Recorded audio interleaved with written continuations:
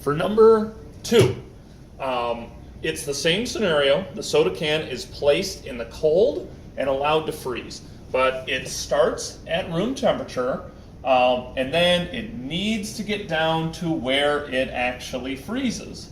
So the way we show this is, again, room temperature is going to be at about 2 bars in the E therm.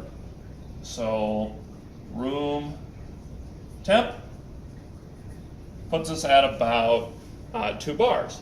And because it's a liquid, we have 2 bars in the phase energy too, because again, the energy is required to keep something as a liquid.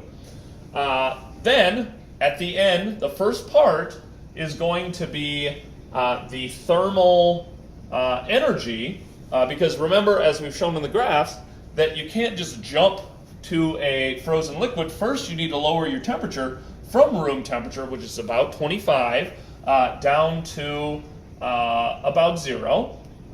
So we're going to lower our temperature by lowering E therm.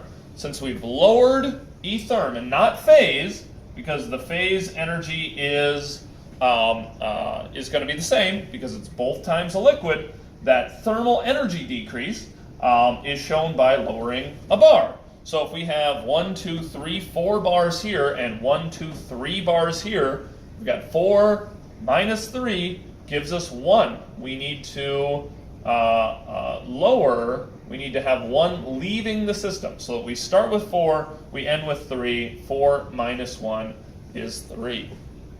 But the second step, so this is the first step.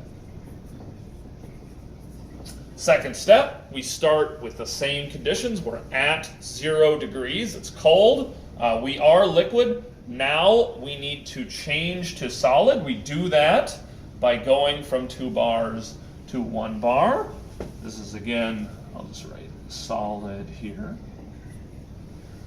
And because of that, E therm's not going to change because we've shown, on our temperature time graphs that if we're lowering, this is temp,